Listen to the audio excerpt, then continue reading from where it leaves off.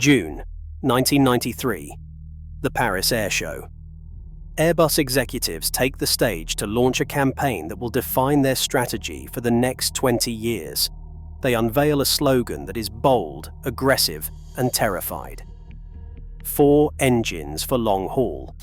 Their message to the world is simple. Flying over an ocean with only 2 engines is a gamble with human lives. If an engine fails over the Pacific, you want 3 backups, not 1. It was a compelling argument.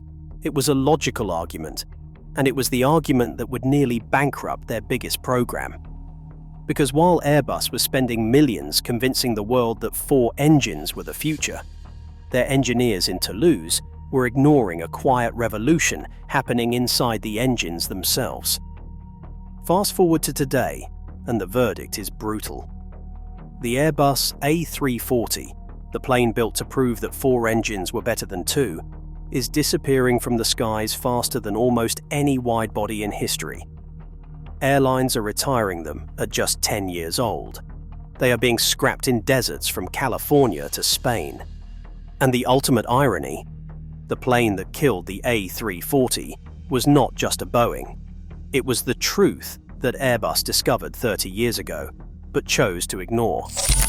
So, how did the company that invented the twin-engine widebody convince itself that twins would never work?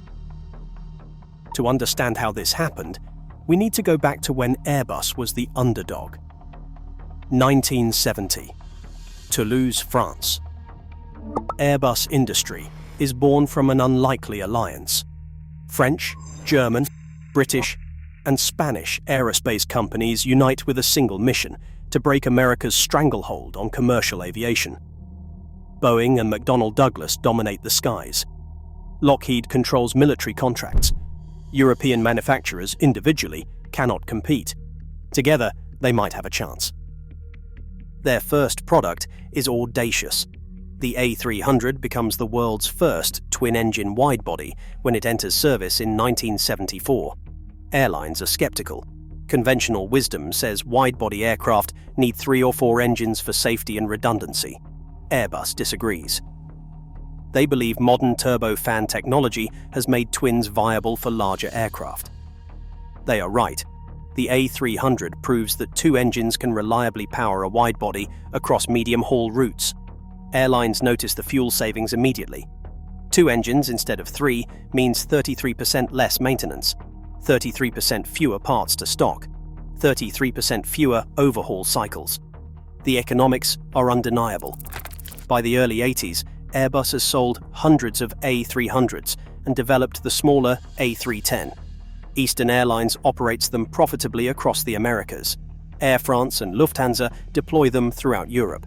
The European consortium has established itself as a legitimate competitor to Boeing. More importantly, Airbus has proven something fundamental. Modern turbofan engines are reliable enough to trust a wide-body aircraft to just 2 of them. This insight should have shaped everything that followed. But there is a problem. The lucrative long-haul routes remain firmly in American hands. Boeing's 747 dominates intercontinental travel. If Airbus wants to become a true global force, they need to challenge Boeing over the Atlantic and the Pacific. The question is, how? 1986. Airbus faces a strategic crossroads. They had proven they could build successful twin-engine airliners. The A300 and the A310 were selling well. Logic suggested they should scale up their twin-engine expertise for long-haul markets. Instead, Airbus made a different choice. They announced development of the A330 and the A340 as a family. The A330 would be a twin for medium-haul routes. The A340 would have 4 engines for the longest flights on Earth. Both aircraft would share 90% of their components. Same wings, same cockpit, same systems. Airlines could operate both with shared pilots, shared maintenance, and shared spare parts. The family concept was brilliant, but the decision to give the long-haul variant 4 engines required explanation. Airbus had just spent 15 years proving twins worked. Why abandon that philosophy now? The initial variants seemed promising. The A340-200 and the A340-300 entered service in 1993 with Lufthansa and Air France. Virgin Atlantic ordered them for transatlantic routes. Cathay Pacific flew them to Europe. Airlines praised the quiet cabin, the range capability, and the pilot-friendly cockpit shared with the A330. Airbus pushed further with the A340-500 and the A340-600 variants in 2002. The A340-500 could fly over 9,000 nautical miles non-stop. Singapore Airlines used it for the world's longest commercial flight, Singapore to Newark, nearly 19 hours in the air. The A340-600 stretched the fuselage to carry over 370 passengers. But beneath the technical achievements, a fundamental problem was emerging. The answer lies in 3 letters: ETOPS. Extended Range Twin-Engine Operational Performance Standards. This regulation determines how far a twin-engine aircraft can fly from the nearest diversion airport. Here is how it works. You are crossing the Pacific Ocean. Below you is nothing but water for thousands of miles. If one engine fails, you need to land somewhere safe. ETOPS certification determines the maximum time you can fly on your remaining engine to reach that airport. In 1985, twins were limited to ETOPS 120, 120 minutes from the nearest runway. For transoceanic routes, this was crippling. Consider a flight from Los Angeles to Tokyo, over 4,000 miles of open Pacific. With ETOPS 120 restrictions, a twin-engine aircraft would need to fly drastically longer routes, island hopping through Alaska and the Aleutians to stay within diversion range. The fuel penalty was enormous. The time penalty was worse. For the world's most lucrative routes, twins simply could not compete. 4-engine aircraft faced no such restrictions. Quadjets could fly anywhere, anytime, regardless of distance from land. This regulatory reality formed the foundation of Airbus's A340 strategy. They assumed ETOPS limits would remain conservative for decades, that regulators would never trust twins for the longest routes, that the physics of engine reliability had fundamental limits. They were wrong about all of it. The revolution happened inside the engines themselves. Throughout the 1980s and 90s, turbofan technology underwent one of the most dramatic reliability improvements in engineering history. The transformation was driven by materials science and digital controls working in concert. Single crystal turbine blades replaced conventional castings. These blades were grown from a single crystal of nickel-based superalloy, eliminating the grain boundaries where cracks typically formed. They could withstand temperatures that would destroy traditional components. Engine hot sections that once degraded rapidly now lasted thousands of additional hours. Full authority. Digital engine control systems, called FADEC, monitored every aspect of engine performance thousands of times per second. Fuel flow, turbine temperatures, vibration patterns, pressure ratios. The computers caught problems before pilots ever noticed, preventing minor issues from cascading into failures. Higher bypass ratios meant more air flowed around the engine core rather than through it. This improved fuel efficiency while simultaneously reducing stress on the hottest components. Each generation ran cooler, lasted longer, and failed less frequently. The numbers are staggering. In the 1970s, engine failure rates averaged 1 per 10,000 flight hours. By the mid-90s, that figure had dropped below 1 per 100,000 hours. The probability of both engines failing simultaneously on a twin-engine aircraft became statistically negligible. Regulators responded. In 1988, the FAA approved ETOPS 180. Twins could now fly 3 hours from the nearest airport. When Boeing launched the 777 in 1995, it received ETOPS 180 certification immediately. Later extensions pushed this to ETOPS 207 and beyond. The entire planet had opened to twin-engine operations. Airbus saw the same data Boeing did. They knew engine reliability was improving exponentially. Yet instead of pivoting their strategy, they doubled down. 4 engines. 4 long-haul was not just marketing, it was psychological warfare designed to create fear about twin-engine aircraft at the exact moment Boeing was proving their safety. The campaign portrayed 4 engines as the ultimate redundancy.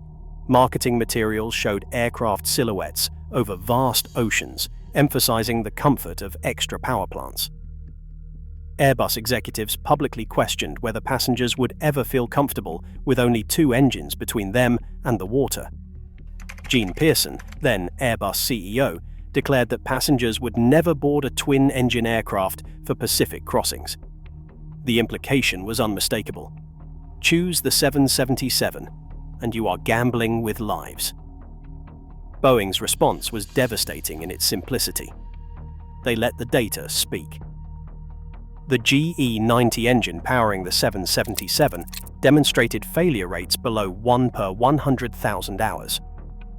Boeing published the statistics openly, inviting airlines to examine the reliability records for themselves. They showed potential customers the economics. Their twin burned 15 to 20% less fuel per seat mile than the A340. Maintenance costs were halved because there were half as many engines to service. But Boeing went further. They designed the 777 from the start for extended twin operations, building in redundant systems that exceeded regulatory requirements. The aircraft could fly on a single engine for hours if necessary. Hydraulics, electrical systems, and flight controls all had backup upon backup. The 777 was not just safe enough for ETOPS certification. It was over-engineered for it. United did the math. British Airways did the math. American did the math. Carriers that had initially been cautious about twins began placing massive orders for the 777. Airbus's fear campaign was not just failing, it was accelerating their defeat. 2008 delivered the killing blow. The global financial crisis coincided with oil prices spiking to $140 per barrel. Airlines that had tolerated the A340's premium operating costs suddenly found themselves hemorrhaging money on every long-haul flight. The economics became impossible to ignore. The A340 burned 5 to 6 tons of fuel per hour. The 777 burned 4 to 5 tons. Over a typical trans-Pacific flight, that difference translated to thousands of dollars per departure. Multiply across hundreds of annual flights, and operators were losing millions. International Air Transport Association data quantified the disparity. Per seat mile costs for the A340 ran 3.5 to 4 cents. The 777 came in at 2.8 to 3.2 cents. A 25% premium in an industry where profit margins are measured in single digits. Maintenance compounded the damage. 4 engines meant double the scheduled overhauls, double the spare parts inventory, double the specialized technician hours. Industry estimates suggested A340 operators spent $2 to $3 million more per aircraft annually just keeping engines running. Airlines began retiring aircraft barely 10 years old, an unprecedented move for wide-bodies that typically fly for 25 years. The resale market collapsed. Aircraft that cost $200 million new were selling for $5 to $10 million. Some carriers found scrapping more economical than finding buyers. The desert storage facilities filled with A340s that would never fly commercially again.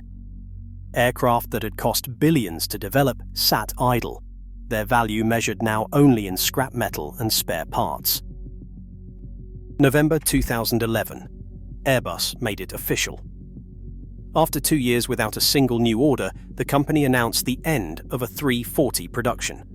The final aircraft rolled off the line in Toulouse with little ceremony. 377 aircraft had been delivered across all variants. Boeing, by the same date, had delivered more than 1,700 777s, with hundreds more on order. The program that was supposed to establish European dominance in long-haul aviation had become one of the most expensive strategic failures in aerospace history. But the cruelest chapter was still being written in Toulouse. The A350 had been announced in 2004. When it entered service in 2015, it represented Airbus's complete capitulation to the twin-engine revolution. 2 engines, not 4. 53% composite construction instead of traditional aluminum. 25% better fuel efficiency than the aircraft it replaced. ETOPS 370 certification allowed flights more than 6 hours from the nearest diversion airport on one engine. Everything Airbus had warned the world against had become everything Airbus now championed. The 4 engines. For long-haul slogan vanished. Airbus quietly removed references to the campaign from promotional materials and corporate history.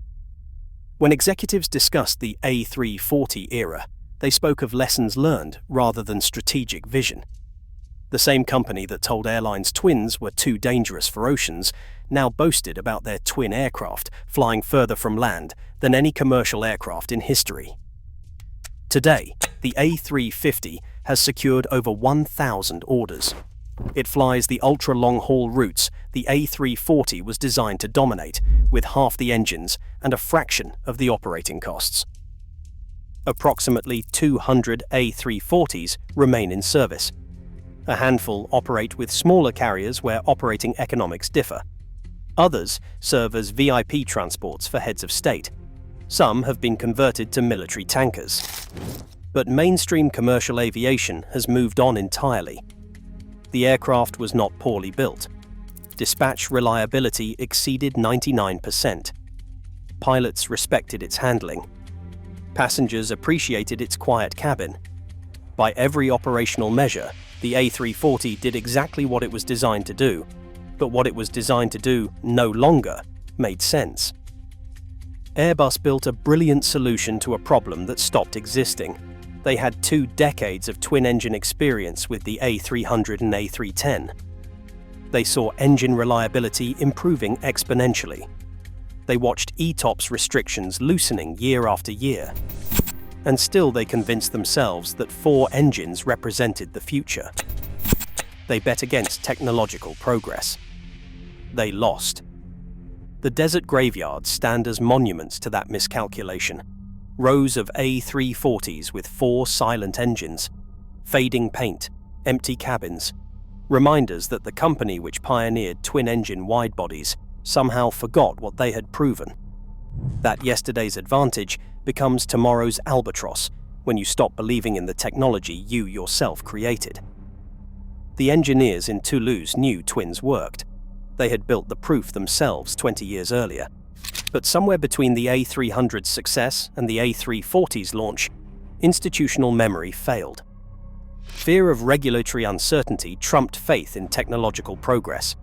Marketing narratives replaced engineering confidence. Airbus built the A340 to outsmart the future. The future was already sitting in their own factories, waiting for them to remember what they knew. They just refused to see it.